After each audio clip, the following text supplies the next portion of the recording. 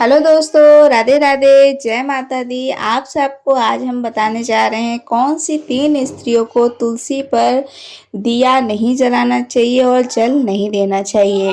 तो क्या आप जानते हैं कार्तिक मास में इन 3 महिलाओं को तुलसी को जल भूलकर भी नहीं चढ़ाना चाहिए। कार्तिक मास भगवान श्री हरि विष्णु को अत्यंत प्रिय महीना माना गया है। इस पवित्र माह में किया गया हर एक शुभ कार्य, चाहे वह दीपदान हो या स्नान हो या दान हो या तुलसी पूजा, अंत गुना फल देने वाला होता है। शास्त्रों में कहा गया है कि कार्तिक मास में तुलसी पूजन करने से साक्षात यज्ञों का फल प्राप्त होता है। इसी कारण इस मास में तुलसी की पूजा, जल चढ़ाना और दीपदान करना अत्यंत महत्वपूर्ण माना गया है। परंतु भक्तों, जैसे कार्तिक मास में तुलसी पूजन का महत्व बताया गया है, वैसे ही इसके नियम का भी अत्यंत गुण है। तुलसी मैया को जल चढ़ाते समय कुछ बातों का विशेष ध्यान रखना अनिवार्य होता है, क्योंकि यदि भूलवश भी तुलसी को जल अशुद्ध अवस्था में चढ़ाया जाए तो पूजा का फल भी विपरीत भी हो सकता है। इसलिए आज हम आपको बताएंगे कि कार्तिक मास में तुलसी पूजन के दौरान किन बातों का ध्यान रखना चाहिए और किन अवस्थाओं में तुलसी को जल नहीं चढ़ाना चाहिए। भक्तों, इस ज्ञान को जानना हर उस व्यक्ति के लिए बहुत आवश्यक है जो कार्तिक स्नान, दीपदान और तुलसी पूजन करता है, क्योंकि तुलसी मैया स्वयं भगवान विष्णु की अर्धांगिनी मानी गई हैं। अतः आइए आरंभ करते हैं कार्तिक मास में तुलसी पूजन और जल चढ़ाने के नियमों के पवित्र कथा के बारे में। इस बार महर्षि नारद पृथ्वी पर भ्रमण करते हुए भगवान श्री कृष्ण के पास पहुंचे और विनम्रता से बोले, प्रभु, मैं आज आपके पास यह जानने के लिए आया हूँ कि तुलसी को जल चढ़ाने के नियम क्या हैं। कौन सी स्त्री तुलसी को पूजा कर सकती है और कौन सी स्त्री नहीं। कृपया इस विषय में मुझे कुछ ज्ञान दीजिए। भगवान श्री कृष्ण मुस्कुराते हुए बोले, हे देवर्षि नारद, आपने अत्यंत उत्तम प्रश्न किया है। तुलसी पूजा, जल चढ़ाने देने कुछ अत्यंत महत्वपूर्ण नियम होते हैं। जो व्यक्ति इन नियमों का पालन करता है उसे अच्छे पुण्य प्राप्त होता है, परंतु जो उसका उल्लंघन करता है उसे महापाप लगता है और देवी लक्ष्मी उसके घर से विदा हो जाती हैं। श्री कृष्ण आगे बोले, हे नारद, आज मैं तुम्हें उन 3 स्त्रियों के विषय में बताने जा रहा हूँ जिन्हें तुलसी को जल नहीं चढ़ाना चाहिए, क्योंकि उनके द्वारा तुलसी पूजा, जल चढ़ाने से शुभ फल नहीं मिलता है, उल्टा उन्हें पाप की भागीदार भी बनना पड़ता है। परंतु उन नियमों को बताने से पहले मैं तुम्हें सुषमा नामक एक स्त्री की प्राचीन कथा सुनाता हूँ, जिसे सुनने मात्र से 100 वर्षों तक का तुलसी जल चढ़ाने का पुण्य फल मिलता है। जो भी इस कथा को श्रद्धा से सुनता है और प्रचार करता है, उसके सारे दुख मिट जाते हैं और दरिद्रता का नाश होता है। यह सुनकर नारद जी बोले, हे प्रभु, आपके मुख से इस कथा को सुनना मेरे लिए परम सौभाग्य की बात है। कृपया इसे विस्तार में कहिए, मैं ध्यान पूर्वक अवश्य सुनूंगा।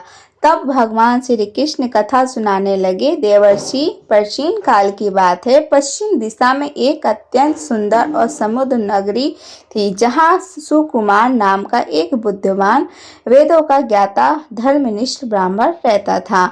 उसी के समीप एक और नगर में वैदिक शर्मा नाम का विद्वान ब्राह्मण रहता था। उसकी एक पुत्री थी सुमित्रा। वैदिक शर्मा ने सुमित्रा का पालन पोषण बड़े लाड़ प्यार से किया था। वह रूपवती, गुणवती और अत्यंत विनम्र स्वभाव की थी। जब वह विवाह योग्य हुई तो उसके पिता वैदिक शर्मा को उसकी शादी की चिंता सताने लगी। उन्होंने अपनी पत्नी से कहा, हे प्रिय, हमारी पुत्री अब विवाह योग्य हो चुकी है, अतः हमें इसे उचित वर ढूंढकर विवाह कर देना चाहिए। पत्नी ने उत्तर दिया, हे स्वामी, मेरे मन में एक श्रेष्ठ ब्राह्मण का विचार है। सुकुमार, वह अत्यंत विद्वान और कुलीन है। यदि हमारी पुत्री का विवाह उससे हो जाए तो वह जीवन भर सुखी रहेगी। वैदिक शर्मा बोले, तुमने ठीक कहा। मैं अभी सुकुमार के सद्गुणों के बारे में बहुत सुन चुका हूँ। कल ही मैं उसके पास जाकर विवाह का प्रस्ताव रखूंगा। अगले दिन वैदिक शर्मा कुमार के घर पहुंचे। उस समय सुकुमार अपने माता पिता की सेवा कर रहा था। यह देखकर वैदिक शर्मा अत्यंत प्रसन्न हुए और मन ही मन बोले, हरे वाह, ब्राह्मण पुत्र तो अत्यंत श्रेष्ठ है, जो माता पिता की इतनी सेवा करता है। सुकुमार ने अतिथि का सम्मान पूर्वक स्वागत किया और पूछा, कृपया बताइए, मैं आपकी क्या सेवा कर सकता हूँ। सुकुमार बोले, वो उसका शुद्ध घर देखकर वैदिक शर्मा का मन प्रसन्न हो गया। घर के द्वार पर तुलसी का पौधा और भीतर भगवान विष्णु की मूर्ति देखकर उन्होंने निश्चय कर लिया कि यही मेरी पुत्री के लिए उपयुक्त वर है। उन्होंने कहा, हे पुत्र, मैं अपनी कन्या सुमित्रा का विवाह तुमसे करना चाहता हूँ, क्योंकि तुम्हारे समान योग्य वर और कोई नहीं। यह सुनकर सुकुमार के माता पिता भी प्रसन्न हुए और विवाह के लिए सहमत हो गए। शुभ मुहूर्त में दोनों का विवाह संपन्न हुआ। सुमित्रा अत्यंत रूपवती और सद्गुणों से संपन्न थी। विवाह के पश्चात जब वह ससुराल पहुंची तो उसने अपने पति और सास ससुर की पूरी सेवा की। उसकी मधुर वाणी और विनम्रता का सबका हृदय जीत लिया। वह प्रतिदिन प्रातःकाल उठकर आंगन और घर की सफाई करती, स्नान के पश्चात तुलसी को जल चढ़ाती, फिर भगवान विष्णु और माता लक्ष्मी की आराधना करती। भोजन बनाकर उसमें तुलसी पत्र डालकर भगवान को भोग लगाती, फिर अपने पति को भोजन कराकर स्वयं भोजन करती। रात्रि में वह पति के चरण दबाकर सेवा करती और उनके सो जाने पर ही सोती। वह प्रतिव्रतता धर्म का पूर्ण पालन करती थी और मन वचन कर्म से अपने पति की ही परमेश्वर मानती थी। उसने कभी किसी पराये पुरुष की ओर दृष्टि से तक नहीं उठाई थी। उसके ऐसे सात्विक और धर्मपरायण स्वभाव को देखकर स्वयं देवी लक्ष्मी प्रसन्न हुई और उसके घर में निवास करने लगी, जिससे सुमित्रा का जीवन सुख और समृद्धि से भर गया। भगवान श्री कृष्ण बोले, हे नारद, देवी लक्ष्मी उन्हीं स्त्रियों पर सदा कृपा करती है जो पतिव्रता होती है, जो सत्य धर्म का पालन करती है। सुमित्रा के भीतर ये सभी गुण विद्यमान थे, परंतु आगे चलकर उसकी एक भूल ने सब कुछ बदल दिया। अब मैं तुम्हें बताता हूँ उसकी क्या भूल थी, कैसे देवी लक्ष्मी ने उसका घर त्याग दिया। एक दिन सुमित्रा का पति अत्यंत थकाकर सुबह स्नान करने के पश्चात सुमित्रा के पास आया और उसने सुमित्रा के साथ शारीरिक संबंध स्थापित किए, जिससे सुमित्रा का शरीर अप्रवृत्त हो गया। परंतु उस समय सुमित्रा का मन भी काम के प्रभाव में था, इसलिए वह अपने नित्य नियम को भूल गई। उसने पति के साथ संबंध बनाने के बाद बिना स्नान किए तुलसी को स्पर्श किया और तुलसी को जल अर्पण कर दिया, जिससे उसके शरीर में पाप का प्रवेश हो गया। सुमित्रा की सभी इंद्रियां चौंक उठी और उसके शरीर में महापाप प्रवेश करते हुए देवी लक्ष्मी ने उसके घर का त्याग कर दिया और वहां से चली गईं। तब से सुमित्रा के भीतर निवास कर रहे उस महापाप ने उसे सभी धार्मिक कर्मों से वंचित कर दिया। इसका विपरीत प्रभाव उसके पति पर भी पड़ा और वह भी सदा के लिए काम के वशीभूत होकर सुमित्रा के साथ विहार करने लगा। उसका मन सदा वासना में डूबा रहता था। एक दिन तो उसने सभी मर्यादाओं का उल्लंघन कर दिया और सुमित्रा के मासिक धर्म के दौरान उसके साथ संबंध स्थापित किया, जिससे सुमित्रा के शरीर में निवास कर रहा ब्रह्म हत्या जन पाप उसके पति के शरीर में प्रवेश कर गया। हे देवर्षि नारद, जब स्त्री मासिक धर्म में होती है तो उसके शरीर में 3 दिनों का ब्रह्म हत्या का पाप निवास करता है। ब्रह्मा जी ने इंद्रदेव के शरीर में ब्रह्म हत्या के पाप को निकालकर विष, जल, अग्नि और अप्सराओं को ग्रहण करने के लिए कहा था। उसी समय से स्त्रियों के शरीर में मासिक धर्म के दौरान ब्रह्म हत्या का पाप निवास करने लगा। जो भी पुरुष उस अवस्था में स्त्री को स्पर्श करता है वह पाप के शरीर के भागीदार होता है। वही ब्रह्म हत्या का पाप सुमित्रा के पति शरीर में प्रवेश कर गया और वह भूमि पर गिर पड़ा और उसे तत्काल ही कोढ़ का रोग हो गया। उसके अंग प्रत्यंग जलने लगे और शरीर पर फोफले पड़ गए। वह पीड़ा से चिल्लाने लगा, हाय मुझे क्या अपराध हो गया, मैंने अनजाने में भयंकर पाप कर डाला।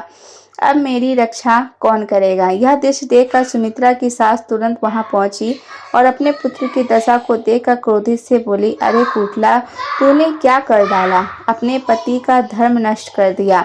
अपने पति की दशा देखकर सुमित्रा घबरा गई और रोते हुए बोली, हे सासू माँ जी, मुझे क्षमा कर दीजिए, मुझसे बहुत बड़ा अपराध हो गया। मैं काम के वशीभूत होकर ऐसा कर बैठी। उसकी सास बोली, हे पापनी, तू इस घर में अभी निकल जा। तेरे जैसी कुटिला स्त्री को इस घर में रहने का कोई अधिकार नहीं। तूने मेरे बेटे का जीवन नरक बना दिया। सुमित्रा रुद्ध स्वर में बोली, हे सासू माँ, मैं कहाँ जाऊँ।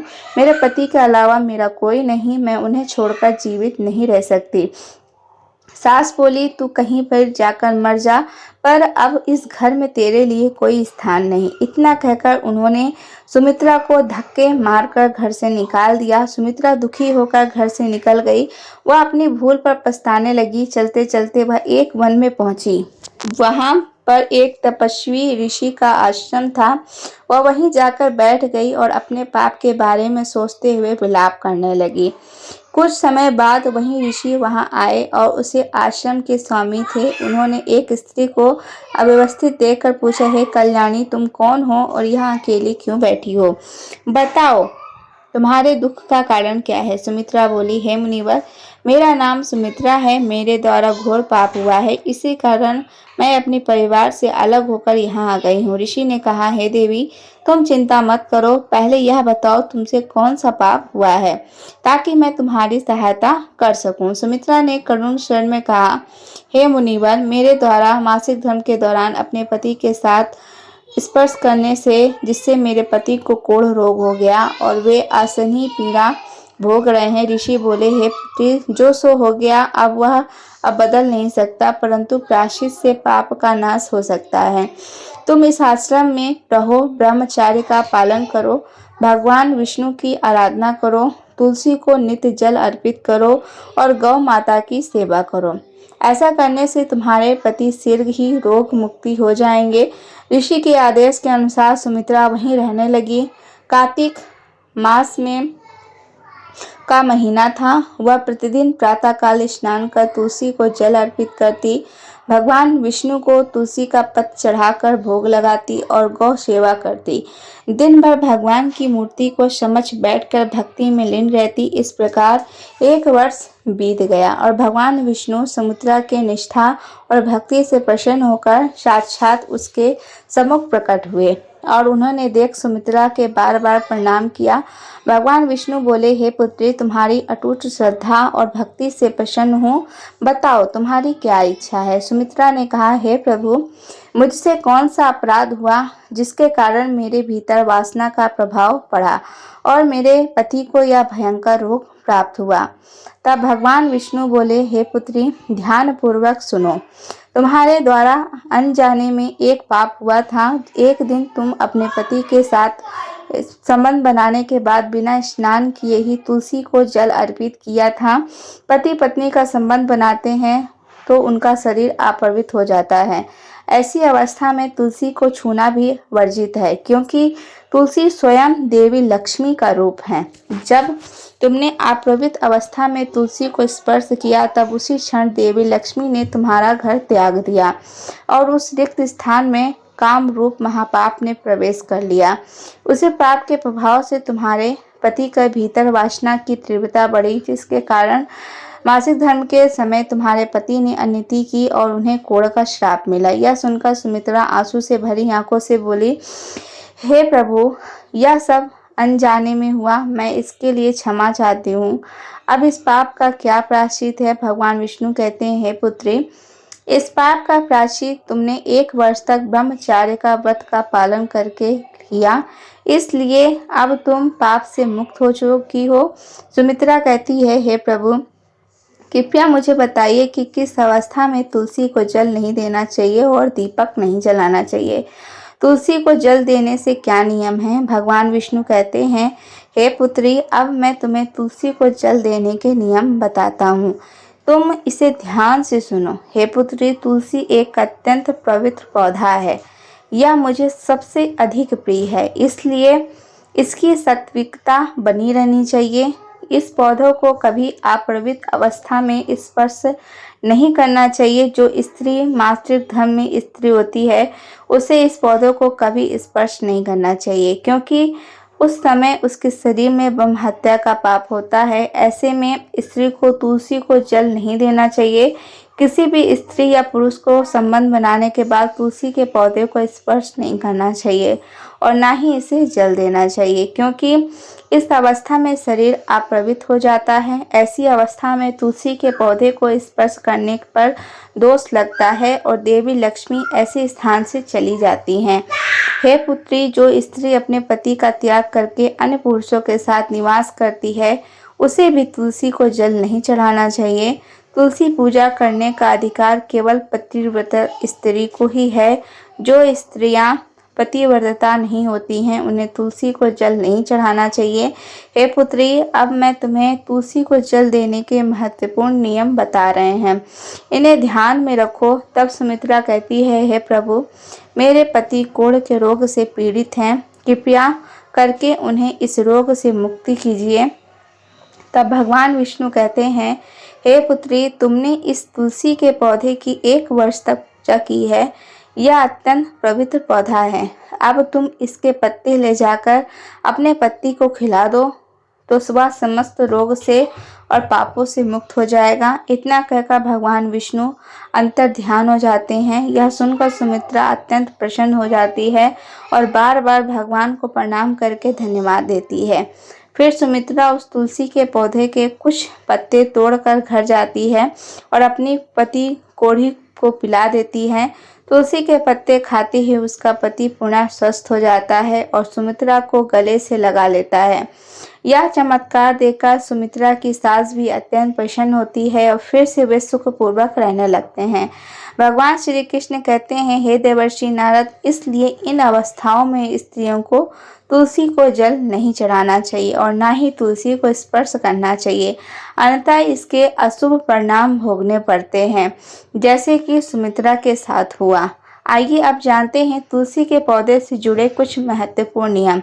शास्त्रों के अनुसार सोमवार, बुधवार और रविवार के दिन तुलसी का पौधा लगाना बहुत शुभ होता है, लेकिन ग्रहण काल में अर्थात सूर्य ग्रहण या चंद्र ग्रहण के दिनों में तुलसी का पौधा नहीं लगाना चाहिए। तुलसी के पौधे को मिट्टी के गमले में लगाना श्रेष्ठ होता है। घर के मुख्य द्वार के सामने एक सुंदर गमले में तुलसी का पौधा लगाना चाहिए। तुलसी के गमले को हमेशा जमीन या ऊंची जगह पर रखना चाहिए, लेकिन इसे कभी लटकना नहीं चाहिए। तुलसी के पौधे में अच्छी मिट्टी का प्रयोग करना चाहिए और अशुभ स्थानों से जैसे शमशान, नाली या शौचालय के पास की मिट्टी कभी नहीं डालनी चाहिए। जिस तुलसी के पौधे को रोज पूजा करते हैं उसे जमीन में नहीं रखना चाहिए, क्योंकि जमीन में लगने से तुलसी का आकार बड़ा हो जाता है और पूजा में कठिनाइयाँ होती हैं। तुलसी लगाने के लिए उत्तर या पूर्व तथा पूर्व दिशा श्रेष्ठ मानी गई है। विशेषकर उत्तर पूर्व दिशा अत्यंत शुभ होता है। इस दिशा में तुलसी लगाने से घर में सकारात्मक ऊर्जा का संचार होता है। तुलसी का पौधा कभी दक्षिण पूर्व दिशा में नहीं लगाना चाहिए, क्योंकि वहां यह जल्दी सूख जाती हैं। तुलसी के पौधे को अंधकार में नहीं रखना चाहिए। शाम के समय इसके पास दीपक जलाना चाहिए। तुलसी को चुनरी अवश्य बांधनी चाहिए। चुनरी के बिना तुलसी अधूरी मानी जाती हैं। तुलसी में हरी, लाल या सफ़ेद रंग का धागा बांधना शुभ होता है, परंतु तुलसी को सूना नहीं रखना चाहिए। तुलसी के पत्ते तोड़ते समय कभी चाकू या धारदार वस्तु का प्रयोग नहीं करना चाहिए। पत्ते हमेशा उंगलियों से तोड़ें, केवल उतने ही तोड़ें जितने की आवश्यकता है। नाखूनों से पत्ते तोड़ना भी वर्जित है। ऐसा करने से स्त्री का सौभाग्य नष्ट हो जाता है। एकादशी के दिन तुलसी के पत्ते नहीं तोड़ते हैं, एक दिन पूर्व ही पत्ते तोड़कर रख लेना चाहिए। सूर्य या चंद्र ग्रहण के दौरान तुलसी को स्पर्श नहीं करना चाहिए। शाम को भी तुलसी के पत्ते नहीं तोड़ने चाहिए, क्योंकि उस समय तुलसी निद्रा अवस्था में होती हैं। सूखे हुए पत्ते को कभी फेंकना नहीं चाहिए, उन्हें मिट्टी में दबा देना चाहिए। रविवार को तुलसी को जल नहीं देना चाहिए और ना ही उस दिन पत्ते तोड़ना चाहिए। तुलसी को शुद्ध जल ही चढ़ाना चाहिए। गंदा या जूठा पानी नहीं। तुलसी का पौधा गंदे स्थानों जैसे नाली या बर्तन धोने की जगह के पास नहीं लगाना चाहिए। वहां गिरने वाले गंदा पानी तुलसी को अप्रभावित करता है। तुलसी को जल देने से पहले स्नान करना चाहिए। विवाहित स्त्रियां सिंदूर लगाकर तुलसी को जल दें। अविवाहित या विधवाओं को इसकी अवस्था नहीं है। तुलसी का पौधा कभी सूखना नहीं चाहिए, यह घर में नकारात्मक ऊर्जा का संकेत है। गुरुवार के दिन तुलसी में कच्चा दूध डालना अत्यंत शुभ होता है। इससे लक्ष्मी जी प्रसन्न होती हैं और घर में सुख समृद्धि आती है। केले के पौधे के साथ तुलसी की पूजा करने से धन की प्राप्ति होती है। भगवान श्री कृष्ण कहते हैं, हे नारद, कार्तिक मास में तुलसी की पूजा और जल चढ़ाना अत्यंत पुण्यदायी है। इस महीने में तुलसी और शालिग्राम का विवाह भी हुआ था। कार्तिक मास में तुलसी के नीचे दीप दान करने से अकाल मृत्यु का भय दूर होता है और जीवन में सुख शांति आती है। ब्रह्म मुहूर्त में तुलसी को जल चढ़ाने से सभी पाप नष्ट हो जाते हैं और तुलसी पर जल चढ़ाते समय इस मंत्र का जाप अवश्य करना चाहिए। महाप्रसाद जननी, सर्व सौभाग्य वर्धिनी, अर्धवारिणी, नित्य तुलसी स्वाहा, नमस्तुभ्यम नमस्तुभ्यम। इस प्रकार भगवान श्री कृष्ण ने देवर्षि नारद जी को कार्तिक मास में तुलसी को जल देने का महत्व बताया है। प्रेम से बोलिए जय श्री हरि विष्णु, जय तुलसी माता। ऐसे ही और रोचक वीडियो के साथ में हम फिर से मिलेंगे। ये थी कहानी जो हमने आपको बताई। अगर आपको पसंद आई होगी तो हमारे चैनल को सब्सक्राइब कर लीजिएगा, वीडियो को लाइक कर दीजिएगा और कमेंट सेक्शन में जय तुलसी माता, जय श्री हरि विष्णु जरूर लिखिएगा। राधे राधे दोस्तों, जय माता दी।